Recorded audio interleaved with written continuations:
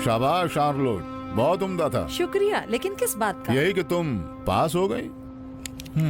मैं तुम्हें नसीहत देता हूँ कि तुम्हें अब बहुत ज्यादा ध्यान देने की जरूरत है। ईरानी बहुत ज्यादा चालाक हैं, वो शरीफ के कुछ ना बताने पर भी सब कुछ जान जाएंगे। इसका इम्कान ज्यादा है। जो सोर्सेस ईरान में थे उसके, अगर ये उस तक पहुंच गए तो हो सकता है वो हम तक भी पहुंच जाएं। ये कि इब्राहिम शरीफ कहाँ है और किस हाल में है, इससे हमें कोई लेना देना नहीं है। उसकी खाली जगह कौन लेगा, ये अलग बहस है। अफगानिस्तान में हमारे एजेंट ने बताया है कि ईरान ने अफगान गवर्नमेंट से सरकारी तौर पर ये दरख्वास्त की है कि इब्राहिम शरीफ को गिरफ्तार करे और उसे ईरान के हवाले कर दे। इब्राहिम शरीफ का अब कोई फायदा नहीं रहा और बदतरीन हालत ये होगी कि ईरानी इंटेलिजेंस को जब ये पता चलेगा कि इब्राहिम शरीफ हमारा आदमी था, इसलिए हमें उसे खत्म करना ही पड़ेगा ताकि आगे हमें नुकसान ना हो। शरीफ की क्या सूरत हाल है ये पता लगना चाहिए। अगर तुम्हारे ईरान जाने के बाद तेहरान को शरीफ और तुम्हारे ताल्लुकात का पता चल गया तो ईरान में तुम्हारी सूरत हाल को खतरा पेश आ सकता है। अफगानिस्तान में हमारे आदमी ने रिपोर्ट दी है कि ईरान ने ऑफिशियली तौर पर अफगान गवर्नमेंट से मुतालिबा किया है कि वो इब्राहिम शरीफ को गिरफ्तार करके ईरान के हवाले कर दे। शरीफ की नालायकी ने ईरान में हमारी दस्तरसी को महदूद कर दिया है। हमने कुछ ज्यादा ही उससे उम्मीद लगा रखी थी। तुम्हारी ट्रेनिंग को अब कितना वक्त रह गया है? सिर्फ शिया शिनासी और फारसी जबान ही रह गई है, जिसे जल्द ही पूरा कर लूंगी। बहुत अच्छे। तुम्हें ईरानी लहजा और उनके कल्चर को सीखने पर ज्यादा काम करना होगा। तुम्हें इसीलिए स्वाज यूनिवर्सिटी में रखा गया है। बताओ क्या करना है? देखो मोहम्मद अली, मैं तुम्हारे आर्टिकल्स यहाँ के मशहूर न्यूज़पेपर्स में शाया कर रहा हूँ। क्या तुम्हें इसका ख्याल नहीं? यही वजह है कि ईरान की फॉरेन मिनिस्ट्री ने तुम्हें अपना सलाहकार बना दिया है। समझो इस बात को। तुम इस तरह की इंफॉर्मेशन को दसियों जगह बेचते हो, क्या मुझे पता नहीं है? इसका क्या लेना देना है? तुम खरीदार नहीं हो, बिला वजह वक्त बर्बाद कर रहे हो। बस एक बात, 12 पर डील। ठीक है, डील तुम्हारे अकाउंट में डाल दूंगा। खुदा हाफिज। इंतजार करूंगा, बाय। जनाब, इंग्लैंड एम्बेसी में दिए गए कागजात में मीना नेकपुर का नाम शामिल नहीं था। हो सकता है किसी और के काम के लिए गई हो। जैसे किसके काम के लिए? जैसे कि किसी और के लिए वीजा की अर्जी दी हो। मूसापुर के लिए।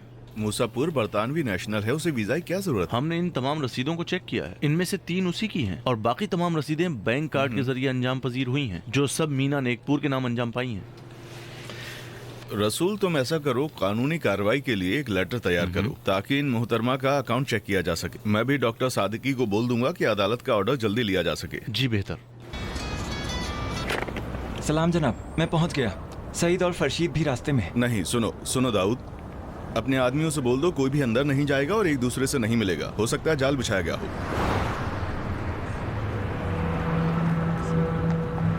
लेकिन तुम चले जाओ और अंदर वाले गेट से ही जाना।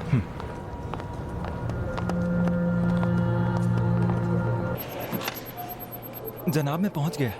आप एक्सीडेंट की जगह और टाइम बता दीजिए, मैं शुरू करता हूँ। बात रसूल के एक्सीडेंट की नहीं है, मैं चाहता हूँ उससे पहले का तुम चेक करो। रसूल मुझे घर के सामने उतारते ही चला गया। ये एक्सीडेंट शहीद करीमी रोड के सेक्टर नंबर 21 पर हुआ है और उस वक्त रात के 9:20 हो रहे थे। अगर तुम पुलिस की रिपोर्ट देखोगे तो वहाँ से तुम्हें पूरी जानकारी मिल जाएगी। हम उस कार की तलाश में हैं जिसने टक्कर मारी। अगर वो तुम्हें मिले तो उसका ताक़ुब करो। अली, मैं जो बोल रहा हूँ बहुत जरूरी है, गौर से सुनो। मैं ये जानना चाहता हूँ जब रसूल ने मुझे वहाँ उतारा तो वो कार उस एरिया में थी या नहीं? हाँ, मैं समझ गया। टेक्निकल वाले मुझे लाइन दे दें तो मैं शुरू कर सकता हूँ। ठीक है, इंतजार करो। हेलो मोहम्मद। जी जनाब। हमारा अंदाजा सही था, एक्सीडेंट जानबूझकर किया गया है। कार की डिटेल निकल आई है। अभी तुम लोगों को बहुत ज्यादा होशियार रहने की जरूरत है। आप बिल्कुल फिक्र ना करें जनाब। आप मेहरबानी करके अली से कहते हैं कि उस कार की डिटेल दाऊद को भेज दे। ठीक है, मैं भेज रहा हूँ तुम्हारे लिए। और आप अली से कहते हैं कि वो दूसरे मौजू पर भी काम करे। ठीक है, ठीक है। खुदा हाफिज।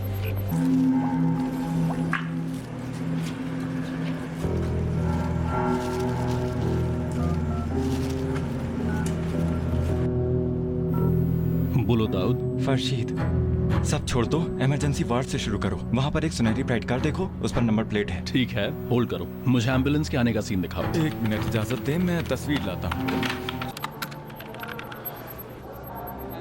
मोहसिन कुलाही, पैदाइश 1998, तेहरान। कोई खराब रिकॉर्ड नहीं है।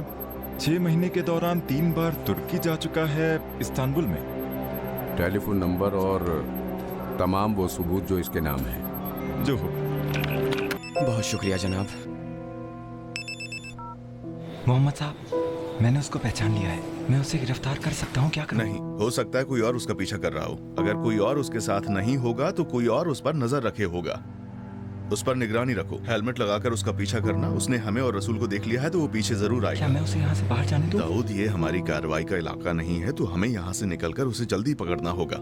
फरशीद को बोलो कि वो अपना कार वाला काम जल्दी निपटाए, और हम अभी बाहर निकल रहे हैं। निगरानी रखना तुम्हारा काम। समझ गया। अभी उसे गिरफ्तार क्यों नहीं कर रहे हैं? यहाँ हमारी कार्रवाई की जगह नहीं है रसूल। रसूल, तुम यहीं रुको, मैं कार लेकर आता हूँ। ठीक है।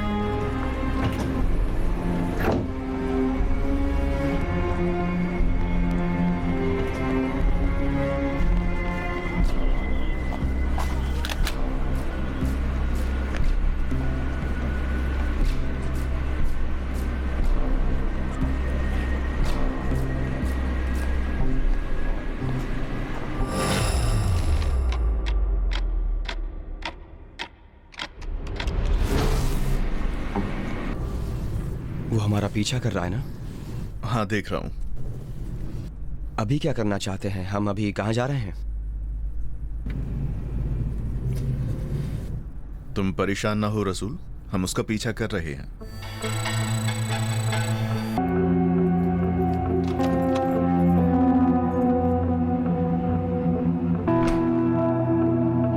क्या मतलब कि वो जानता है? यानी वो जानता है, यानी मुमकिन है कि वो बहुत सी चीजें जानता हो। लेकिन क्यों? क्यों? तुम मुझसे पूछ रही हो कि क्यों? क्योंकि कुछ तो गड़बड़ है। अभी हमने शिकार किया नहीं और खुद शिकार हो रहे हैं क्योंकि तुमने बेवकूफी की है। इसमें मेरी क्या गलती है? हो सकता है वो तुम्हारा पीछा करते हुए यहाँ तक आ गया हो। तुम उससे मिलने गए थे ना? मैं अपने निशान मिटा देता हूँ, मैं किसी को मौका नहीं देता। और मुझे क्या नहीं जानता मालूम है? मुझे नहीं पता क्या है, नहीं जानता मैं। चिल्लाओ मत। मैंने कहा एक ढंग का आदमी चाहिए, तुमने कहा मोहसिन। तुमने कहा वो शहर को हाथ की लकीरों जैसे पहचानता है, लेकिन ये नहीं कहा था कि वो हमारी ही जासूसी करने लगेगा। ये तुम्हारा कारनामा है जो तुम उसे पकड़कर यहाँ ले आए। तुम ही उसे यहाँ लाए हो। मैं अपने परेशानी को खुद हल कर लूंगा। एक मोटी रकम देकर उसका मुंह बंद कर दूंगा ताकि फिर कभी मुंह ना खोले। वो सिम कार्ड भी निकाल दो। कहाँ चले? अब क्या उल्टा पुल्टा करने वाले हो? अगर मोहसिन पकड़ा गया तो वो सब कुछ बक देगा। अभी अगर वो पकड़ा गया होगा तो समझो हम तो गए, लेकिन अभी भी वक्त है। अगर उसे पहचान लिया गया होगा तो इतनी जल्दी गिरफ्तार नहीं करेंगे। उसके रास्ते को ढूंढने के लिए सब्र करेंगे और वो ये देखना चाहेंगे कि किन लोगों से इसके रास्ते हैं। बदबख्त कहीं के, अगर हमारे ऊपर वालों को पता चल गया कि तुमने क्या किया है तो हमारा वो लोग काम कहाँ से इस बात को समझेंगे? मगर ये कि तुम उन लोगों को बताओ। सादिया, देखो कुछ भी नहीं होगा। मैं उसका काम तमाम कर दूंगा ताकि कोई हमारे साथ ऐसा ना करे। इस तरह सारा अपनी माँ से फिर से मिल सकेगी, वो अपने मामू से मिल सकेगी और हमें इस परेशानी से छुटकारा मिल जाएगा।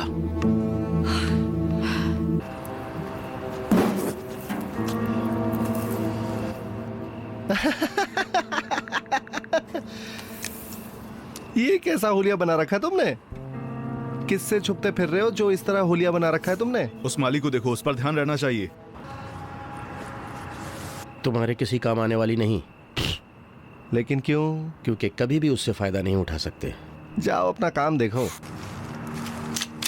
कहीं हमें मार मत देना पहलवान। मोहसिन, जो आदमी वफादार ना हो उसे जीने का हक नहीं।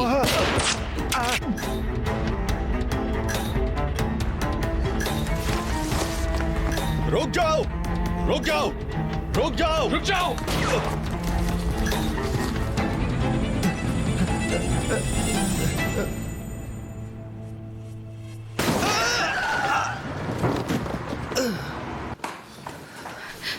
जल्दी करो साइद, कुछ छोड़ना मत यहाँ पर। जल्दी करो।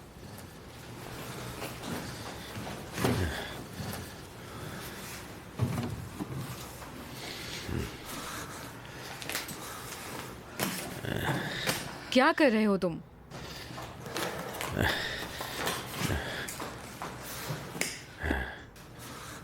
जब मैं मोहसिन से मिला था तो यही कपड़े पहने हुए था। इसे जलाना होगा। इस हिसाब से ईरान में हमारे पास कंप्लीट नेटवर्क नहीं पाया जाता है। हमारे एजेंट जितनी भी मजबूत और ऊंची दस्तरती वाले हों, लेकिन अगर नेटवर्क की शक्ल में काम ना करें तो अमली तौर पर हमारे लिए मुफीद काम नहीं कर सकते हैं और हम बिल्कुल कामयाब नहीं हो सकते हैं। किसी नेटवर्क के लिए माहिर आदमी की जरूरत होती है और ईरान में मौजूद हमारे लोगों में सलाहियत नहीं है। अगर जीन ईरान में होती तो ये काम आसान हो जाता। अब तो दोबारा ईरान वापसी का इम्कान भी नहीं है। बिल्कुल नहीं। हमारे सोर्सेज ने रिपोर्ट दी है कि ईरानी इंटेलिजेंस एजेंसी वालों ने उसकी शिनाख्त कर ली थी, और अगर हम थोड़ी देर भी कर देते तो उसका पकड़ा जाना यकीनी था। फिर हम कुछ नहीं कर सकते थे। एक एम्बेसी के काउंसलर को पकड़ लेते। अगर वो इस बात को साबित कर देते कि काउंसलर एक बहाना था तो जरूर वो ऐसा कर सकते थे।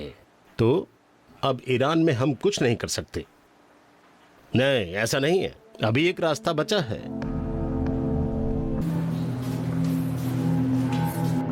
हेलो,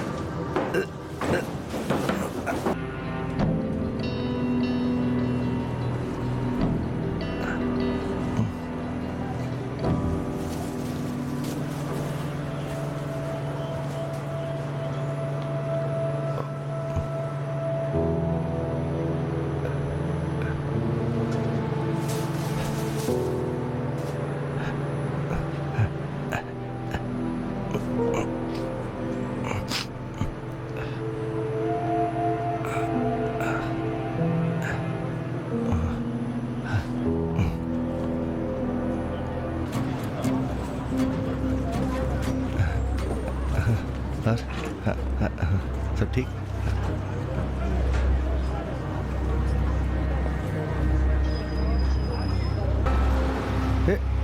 रुको रुको।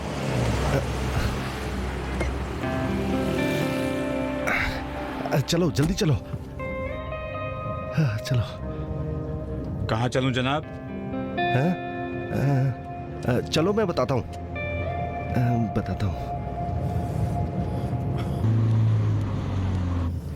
कुछ पता चला कि कहाँ जाना है जनाब? ओह भाई, मेरी समझ में नहीं आ रहा तुम कितने सवाल करते हो। हैं? चलते रहो, बताऊंगा ना। अब सीधे लो। पीना है तुम्हें?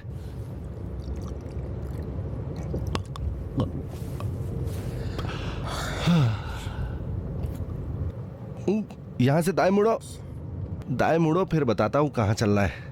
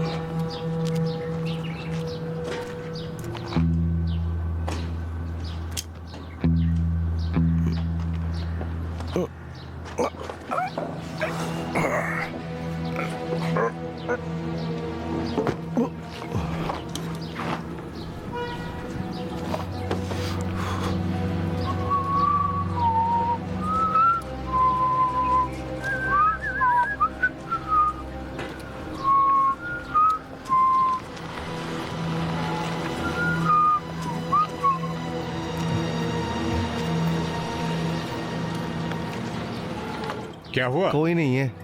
अब क्या करें? क्या मतलब कि क्या करें? तुम्हारा मतलब क्या है? अब रुकना पड़ेगा ना? यहीं पर? हाँ यहीं पर, उनके आने तक रुकना पड़ेगा ना। मेरा बहुत वक्त बर्बाद कर दिया। तुम्हारा किराया दे दूंगा। देना ही होगा। अरे नहीं,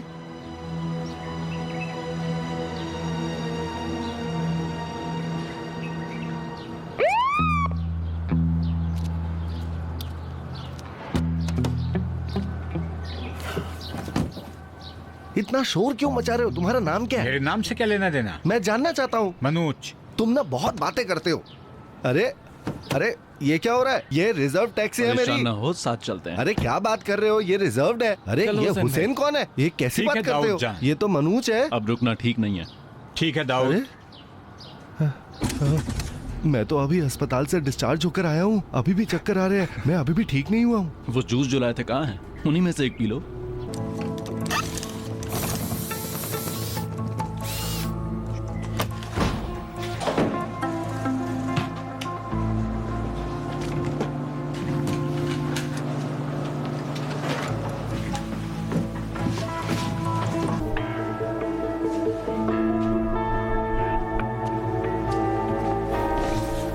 क्या हुआ? खाली है, कोई भी नहीं है।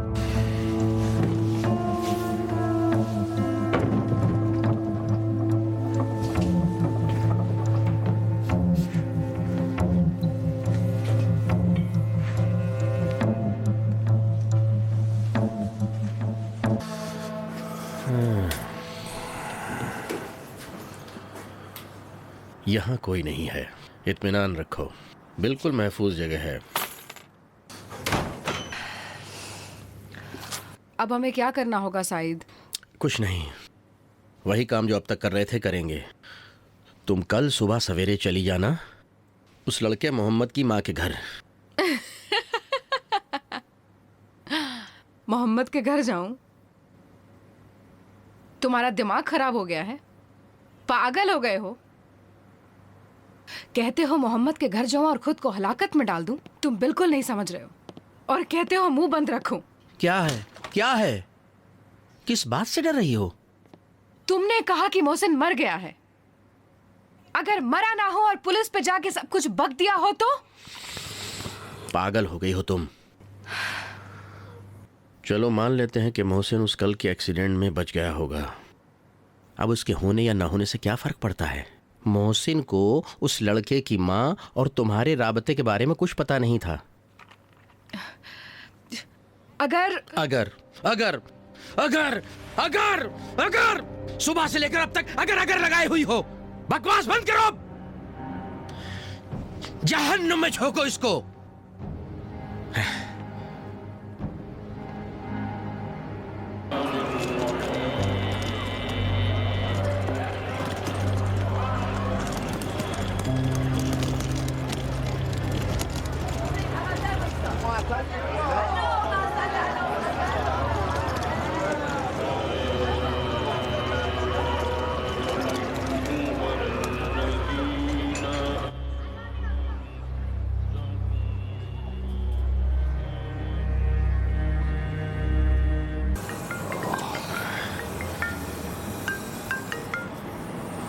हेलो।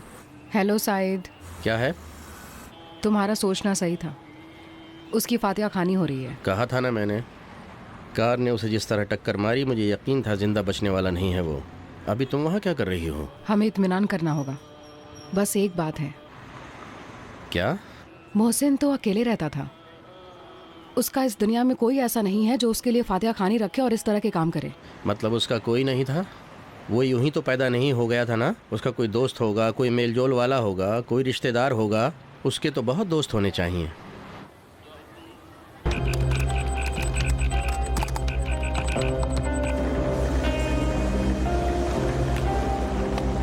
ये जेसन कैलिंस है। हाँ। तेहरान में इंग्लैंड एम्बेसी का काउंसलर है। ईरान आने से पहले ये यूएई में इंग्लैंड का कल्चरल काउंसलर था। ये एलन बेकन का जिगरी दोस्त है।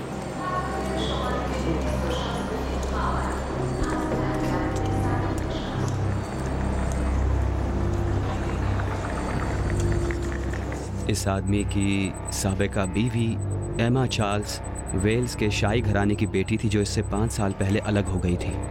ये 3 साल से ईरान में है। दिलचस्प है।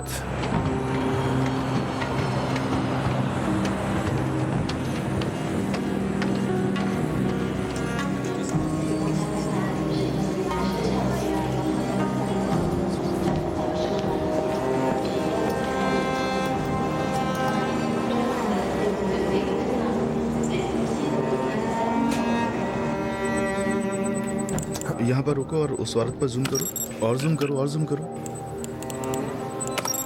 अरे क्या ये शार्लोट नहीं है? हाँ वही है। अजीब है। तो जेसन इनको लेने के लिए आया है। आपने कहा था अगर जरूरी इंफॉर्मेशन दूंगा तो मेरी सजा में कमी हो जाएगी। ठीक है, हम अपने वादे पर हैं। मैं कैसे यकीन कर लूं कि आप वादे पर रहेंगे? उसूली तौर पर ऐसे हालात में दोनों तरफ को सच्चाई से काम लेना चाहिए। बराबरी का मामला हो, मैं आपकी बदगुमानी को जायज समझता हूँ। आपको बराबरी की सौदेबाजी का तजुर्बा है कि जिसमें एक तरफ हार थी, अलबत्ता सिर्फ आपके लिए। लेकिन हम अपने वादे पर कायम हैं। हमने वॉल्टर विल्किंसन पे भी काम किया है। जैसा कि आपने कहा कि इंटेलिजेंस के लिए उसकी बहुत अहमियत है। यही बात मेरी इंफॉर्मेशन की अहमियत को साबित करती है। नहीं, बिल्कुल ऐसा नहीं है। मैं समझ नहीं पा रहा हूँ आप इशारों में क्यों बात कर रहे हैं? ये इशारा नहीं है अशरफी साहब, नहीं है इशारा। मैं समझ नहीं पा रहा हूँ कुछ। मैं तो आपसे खुलकर बात कर रहा हूँ। आप एटमी डील के फाइनेंशियल उमूर के जिम्मेदार थे। इसके लिए आपको सराहा भी गया है। सुनिए शहीदी साहब। आप सुने। हमने आपसे वादा किया और हम वादे पर हैं। लेकिन इसका ये मतलब नहीं है कि हम भूल जाएं कि आपने और आपके दोस्तों ने क्या किया है। हमारा वादा दुश्मन को खत्म करने के लिए है, न कि आपके हमदर्दी के लिए है। आप अपनी इस मदद से कम पिछली गलतियों की तलाफी कर सकते हैं। मैंने तो आपका साथ देने का वादा कर लिया है, लेकिन ठीक है, अच्छी बात है। अपने केस में इस आदमी के बारे में जो भी इस आदमी से आपका राबता है बता दीजिए।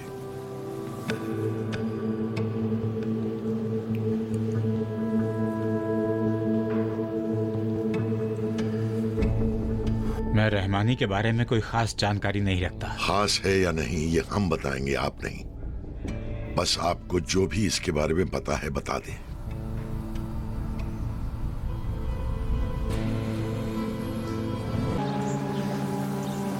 शार्लोट, तुमसे मिलकर खुशी हो रही है। शुक्रिया रॉजर, मुझे यहाँ की बहुत याद आ रही थी। ओ, एम्बेसी की इस तरह की पुरानी इमारतें पीछे रह जाने वाले मुल्कों पर इंग्लैंड के तसल्लुत की हमेशा याद दिलाती हैं, क्योंकि उनका कोई कल्चर था ही नहीं। जो कुछ भी है हमसे है। मेरे ख्याल से बेहतर ये रहेगा कि पहले तुम अपने ठहरने की जगह देख लो। मेहरबानी करके मेरे साथ आओ। अब गुलाम रजा रहमानी, यहाँ पर ये हमारे केस का अहम मोहरा है, जो कि MI6 का अलयकार है, और इसका मकसद मुल्क के बाज आला ओहदेदारों के रिश्तेदारों से कुर्बत हासिल करना। पहली वजह, उनके भाई बहनों और बच्चों के अलावा यहाँ तक कि उनकी बीवी, उनके दामादों से भी इत्तलात हासिल करना, वो भी बहुत अहम। दूसरी वजह, यहाँ तक कि कुछ ओहदेदारों के रिश्तेदारों को अपने ज़ेरे असर करार देना। और कारकर्दगी का जरिया, असली मरकज ईरान में बरतानवी सफारत खाना है और फरई तौर पर यूरोपीय सफारत खाने हैं। हाँ हुसैन, शुरू करो। एक्सीडेंट तुमने किया है। क्या मेरी गाड़ी को खराब कर दिया। अरे अब तुम्हें क्यों जुर्माना मार रहे हो भरना भाई पड़ेगा। मुझे? अरे देख लूंगा तुम्हें। क्यों मुझसे उलझ रहे हो तुम? मैं शराफत से बोले जा रहा हूँ, समझते नहीं हो? मेरी गाड़ी थी, टक्कर मारकर उसको अभी खराब कर बताता हूँ दिया। तुमको। अभी बताता हूँ तुमको। ठहरो तुम, रुको जरा। अरे ये क्या हो रहा है? अरे मैं आपसे पूछ रहा हूँ। देखता हूँ तुमको कौन बचाता है। क्या कर रहे हो? जब तक क्यों तुम उलझ मेरा पड़े हो नुकसान तुम नहीं लोग? भर दोगे तुम्हें जाने नहीं दूंगा मैं यहाँ से। अरे छोड़ो, अरे मार क्यों रहे हो? मेरा नुकसान कर दिया और मुझ पर ही इल्जाम धरे जा रहे हो। क्या रहा है बताऊँ मैं? तुमने समझ क्या लिया? शीशा तोड़ दिया। अरे क्या कर रहे हो? देख लूंगा। दोस्तों तैयार रहो चलने को। अरे छोड़ दो ना, आराम से बात को सुलझा लो। यार ये क्या हो रहा है? नहीं चाहिए। तुम लोग क्यों मामूली सी बात पर झगड़ रहे हो? हटो कभी ना, हट जाओ। लग जाए। मेरी गाड़ी को टक्कर मार दी, मेरा नुकसान क्या कर रहे हो? तो उस पर से मुझसे उलझ रहे हो। बूढ़ा आदमी है भाई, तुम्हारी बात क्यों मुझे मानना ही नहीं है? अरे ठीक है भाई, अगर गाड़ी लग भी गई तो क्या हो गया? ये कैसे झगड़े पर उतर आओगे? क्या ये रहेगा या फिर मैं रहूंगा? छोड़ूंगा नहीं मैं इसको। अरे छोड़ो।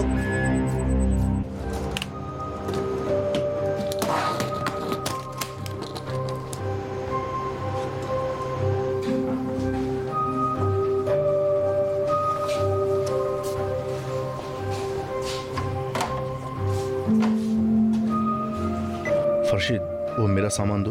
ये है। वो छोटा वाला प्लास। ये लो। यही चाहिए ना? हाँ। और तुम लैंप्स पर काम करो।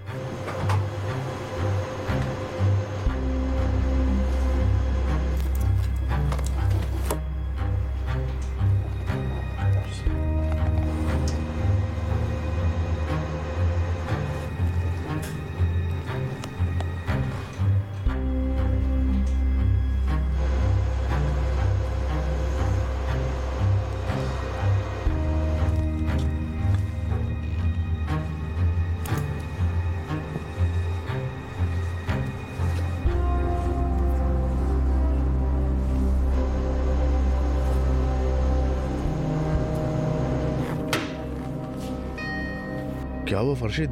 10 सेकंड में पूरा हो जाएगा। ठीक है, जल्दी ना करो। फतेह, तुमने क्या किया? मेरा भी काम हो गया, कनेक्ट हो गया।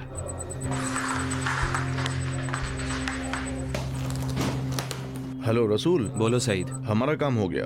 1 मिनट रुको। सबसे पहले तस्वीरों को देखो और बताओ कि सही है कि नहीं है। हाँ, देख रहा हूँ। और इसका भी बताओ। अच्छी बात है। माइक्रोफोन चेक करो और कुछ बोलो। हाँ, रसूल मेरी आवाज आ रही है? हाँ, सुन रहा हूँ। दाऊद, वहां से कुछ बोलो तुम। और मेरी आवाज भी आ रही है? हाँ, आवाज आ रही है। और यहाँ से मेरी आवाज आ रही है? वहां से भी आवाज आ रही है। अच्छी बात है। अब हमारा काम पूरा हुआ, चलो यहाँ से। हो गया।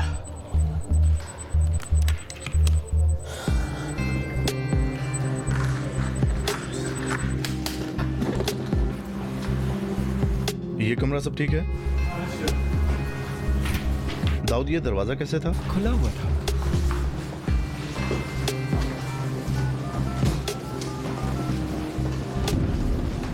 हेलो हुसैन। हाँ सईद, बोलो। हमारा काम हो गया, हम नीचे आ रहे हैं। इंतजार करो, बताता हूँ। ठीक है। रसूल। सलाम सलाम। बैठो बैठो। मुझे लगा आप वापस नहीं आएंगे। जरा उस औरत की तो फोटो निकालो। कौन सी औरत? वही जो करीमी के कत्ल के मौके पर जाए वारदात से भागी थी। कुछ हुआ है क्या? जल्दी करो रसूल, जल्दी। ठीक है।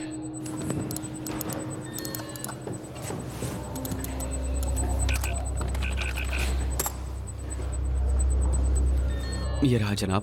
ओह, बहुत अच्छा। जूम करो उसे।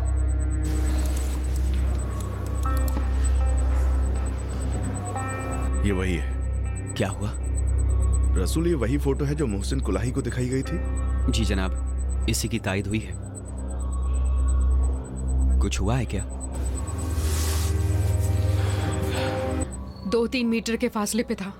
बात भी की तुमने? नहीं, मैं इतनी डर गई थी, मुझे समझ नहीं आ रहा था क्या करूं। डर से मेरी जबान पे ताला पड़ गया था। मैंने उसे सलाम किया और उसने भी जवाब दिया।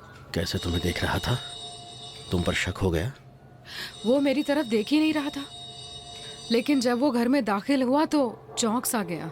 एक लम्हे के लिए हमारी नजरें मिली थी बस। अच्छी बात है। उसकी बाइक को देखा? हाँ, देखा।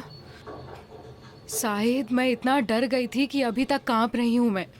जब वो कमरे में गया तो बहाना बना के भाग गई वहाँ से। उसकी बाइक में जीपीएस लगा दिया? नहीं ना, नहीं कर सकी मैं। क्या मतलब कि नहीं कर सकी? तो तुम वहाँ किस काम के लिए गई थी सादिया? कह रही हूँ कि मैं डर गई थी, समझ गए बात? नहीं समझ रहा हूँ। कह रही हो तुम पर शक नहीं किया, फिर डर की क्या बात थी?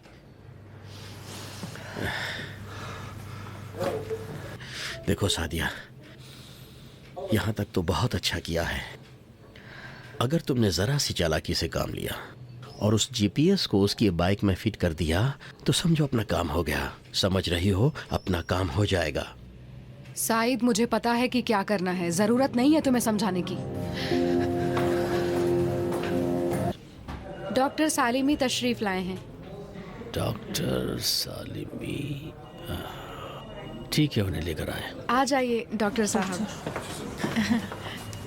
वाह वाह, डॉक्टर सालिमी साहब कैसे हैं जनाब? सब ठीक तो है? मैं बिल्कुल ठीक नहीं हूँ मुसाफिर साहब। मैंने तो फोन पर आपकी खिदमत में अर्ज किया था ना, दफ्तरी काम में वक्त लग जाता है। ये हमारे हाथ में तो है नहीं कि काम को जल्दी से कर दें। आपको जल्दबाजी नहीं करनी चाहिए। जल्दबाजी? 2 महीने हो रहे हैं और आप अभी कहते हैं कि जल्दी है। आप तो मेरी हालत अच्छी तरह जानते हैं। मैं कई बरसों से बड़ी मुश्किल से ये कंपनी चला रहा हूँ और आप कह रहे हैं कि जल्दी है। कर्जा है मुझ पर, नहीं है मेरे पास। 4 महीनों से लोगों की तनख्वाह नहीं दे पाया हूँ। बस यही कहा करता था कि डील हो जाएगी और सब कुछ ठीक हो जाएगा। ठीक हो गया? कहाँ, कैसे? अब उन्हें कहने के लिए मेरे पास कुछ नहीं है। अब मैं क्या कहूँ कि डील हो गई? आप मेहरबानी करके तशरीफ रखिए, पुरसुकून रहिए। जी हाँ, आपको मैं हक देता हूँ, लेकिन आप एक बात को नजरअंदाज कर रहे हैं। आप अकेले इंसान नहीं है जो आज के दिन का इंतजार कर रहे थे। डॉक्टर साहब, ऐसी हजारों सरकारी और गैर सरकारी कंपनियां हैं जिन्होंने यूरोपीय कंपनियों और बैंकों में सरमायाकारी और पार्टनरशिप की दरखास्त दे रखी है, जिनकी तादाद हजारों से भी ज्यादा हो सकती है। लिहाजा आप उन्हें भी सोचने का मौका दें, मेहरबानी करके। मुज़फ़्फ़र साहब, मुझसे बेहतर कौन है? आपने तो हमारी कारकर्दगी और कागजात को अच्छे से देखा है ना। आपने देखा है ना कि हम कितने भरोसेमंद हैं। जी हाँ डॉक्टर साहब, लेकिन अफसोस की बात है कि यूरोपीय कंपनियों के सरमायाकार उन्हीं को तरजीह देते हैं जिनके पास बड़े बड़े प्रोजेक्ट हुआ करते हैं।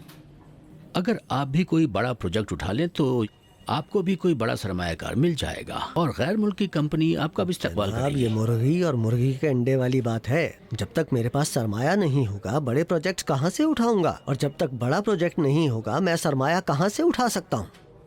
आप वो टेंडर क्यों नहीं उठा लेते जो ईरान की टेलीकम्युनिकेशन मिनिस्ट्री ने जारी किया था? मुज़फ़्फ़र साहब, $35 मिलियन की जरूरत पड़ेगी। हमें एग्रीमेंट के वक्त ही $10 मिलियन देने पड़ेंगे। कहाँ से आएंगे? मैं आपके लिए कर्ज ले लूंगा। आप उनसे एग्रीमेंट कर लें और कम्युनिकेशन सिस्टम की पूरी जानकारी मुझे भेज दें। उसके बाद मैं देखता हूँ कि हम क्या कर सकते हैं। आप सच बोल रहे हैं मुज़फ़्फ़र साहब? जी हाँ, काम जल्दी हो जाए इसलिए मैं खुद लंदन जाऊंगा। कोई भी मुश्किल काम नहीं है, अलबत्ता अगर आपको उसका रास्ता मालूम हो। मैंने सभी कानूनी रास्तों को खंगाल लिया है। इतने बड़े ज़र मुबादला का मखसूस करना कानूनी इजाज़तनामे के बगैर मुमकिन नहीं। मुझे तो कोई रास्ता नहीं मिला। डॉक्टर साहब, आप एक ऐसे काबिल डायरेक्टर थे जो 1 साल के अंदर यहाँ तक पहुँचे हैं। बैंक का नायब गवर्नर होना कोई मामूली बात नहीं है। क्या अफसोस नहीं कि आप इस पोजीशन को गंवा दें? मेरा मशवरा है कि कानून का जायजा लेने के बजाय उसके आर्टिकल पर तवज्जो दें। आर्टिकल जो राहें हमवार करते हैं उनकी कारकर्दगी कानून से कहीं बेहतर होती है। कानून है जो ताले जड़ दिया करते हैं, है ना?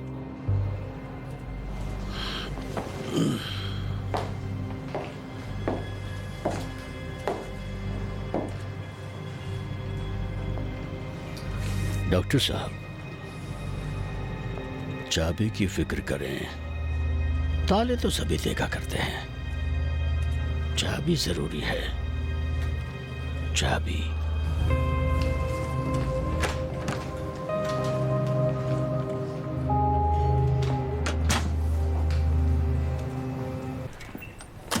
मैं तुम्हारे लिए चाय लेकर आती हूँ, पीकर जाना। नहीं, मैं आपको जहमत नहीं दूंगी। आपके बेटे भी घर पर ही होंगे, आपको फिर कभी जहमत दूंगी। मोहम्मद नहीं, वो तो दफ्तर चला गया। लेकिन उनकी बाइक तो यही है। कभी कभी बाइक से नहीं जाता। आ जाओ तुम।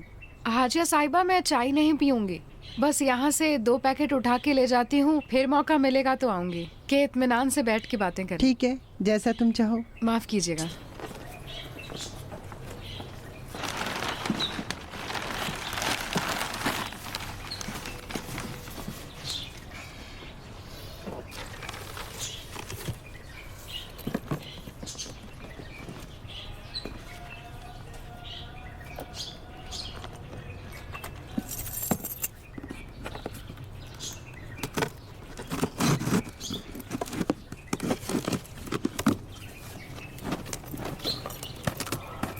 मैंने सोचा पैकेट लेकर मेट्रो तक जाना मुश्किल होगा, इसीलिए थैले में ले जाना ज्यादा आसान होगा।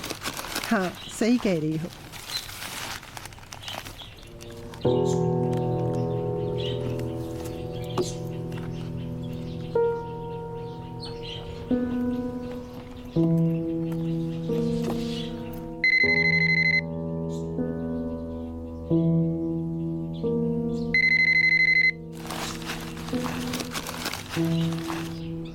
लगता है मेरे फोन की आवाज है ना? नहीं जानती, मैंने सुना नहीं।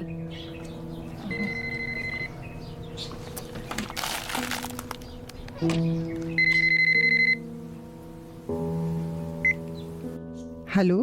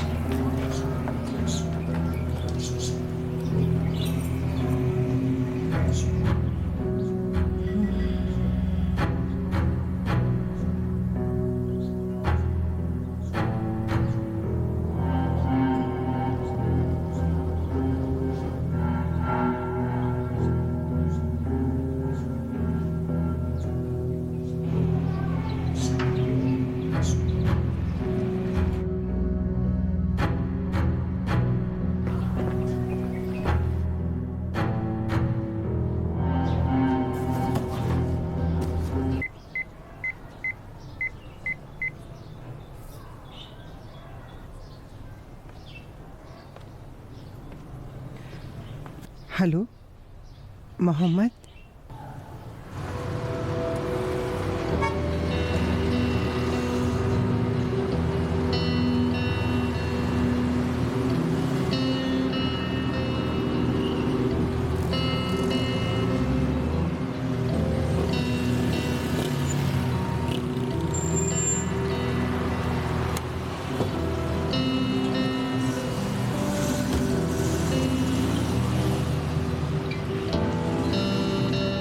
वो टैक्सी से गई, मैं यही रोड पर खड़ी हूँ।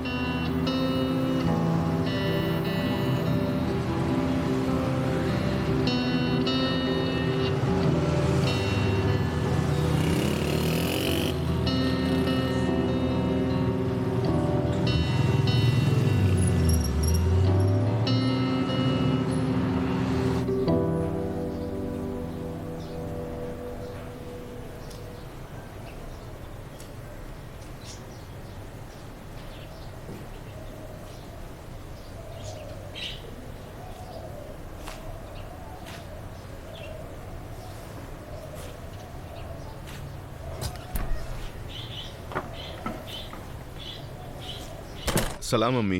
सलाम बेटे। आप ठीक हैं? कुर्बान जाऊं, माफ करना बेटे, मैंने तुम्हें फोन करके घर कोई बुलाया। बात नहीं, आप पुरसुकून रहिए। तुम्हारी वो बातें याद आने लगी जब तुमने कही थी कि कौन है, कहाँ से आई है, इसके एनजीओ का नाम क्या है। क्या करूं, मेरे बस में और नहीं है। इत्मीनान से बताइए। ठीक है। मैं मस्जिद में थी और अकरम भी मेरे साथ थी। उसने कहा यहाँ आकर वो किसी को देने के लिए 2 पैकेट उठा कर ले जाना चाहती है। हम साथ में घर आए और फिर वो इत्मीनान से 2 पैकेट उठाने लगी ताकि अपने साथ लेकर जाए। मैं अचानक चौंक गई, देखा घर के फ़ोन की घंटी बज रही है, लेकिन फ़ोन उठाने पर किसी ने जवाब नहीं दिया। मैंने सोचा हो सकता है दोबारा फ़ोन आए। मैं खिड़की के पास खड़े होकर देख रही थी। मैंने देखा कि वो तुम्हारी बाइक के पास गई। मुझे बहुत ताज्जुब हुआ और मैं उस पर शक करने लगी। मैं उसकी तरफ देख ही रही थी कि अचानक वो मुड़ी और सहन की तरफ आ गई जहाँ सामान रखा था। उसने अपना सामान उठाया और जल्दी से चली गई। उसके जाने के बाद मैंने इधर उधर देखा, लेकिन मेरी कुछ समझ में ही नहीं आया, इसलिए सोचा तुम्हें फ़ोन करके यहाँ बुला लूँ और तुम्हें ये सब कुछ बता दूँ। आपने बहुत अच्छा काम किया और मेहरबानी करके फिक्र ना करें।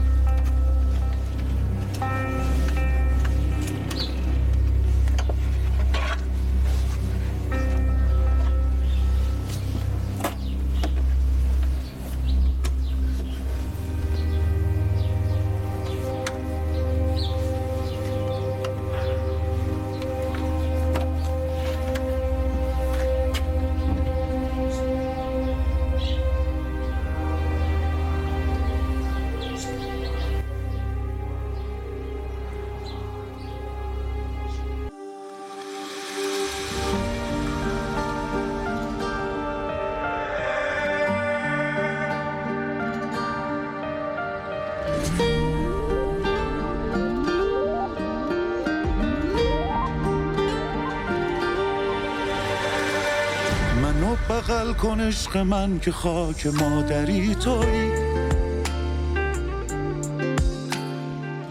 کجا برم بدون تو که عشق آخری تویی.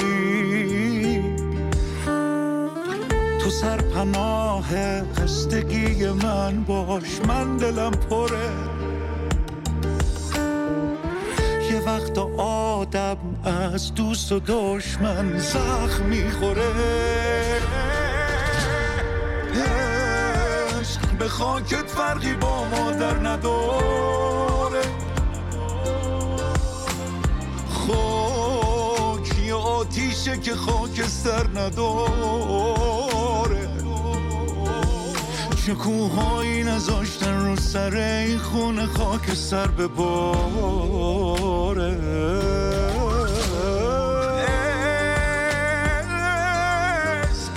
یعنی پروانه و آتیش و بارون. عشق یعنی قواسی تو خاک بیابون، مثل دلگرمی دادن به رفیق توی سرمایه زمستون.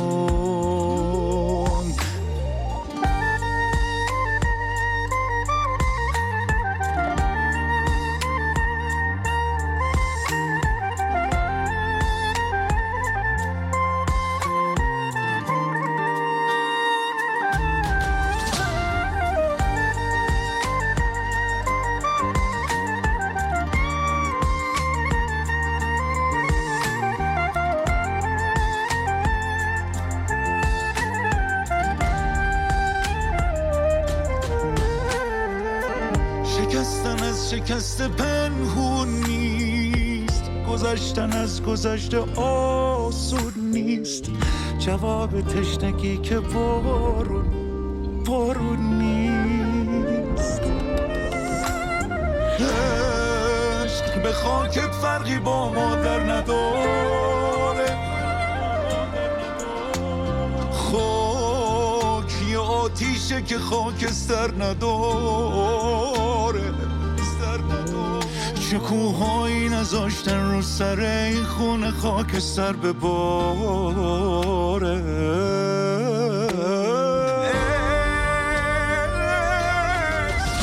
یعنی پروانه و آتیش و بارون. عشق یعنی قواسی تو خاک بیابون، مثل دلگرمی دادن به رفیق توی سرمایه زمستون.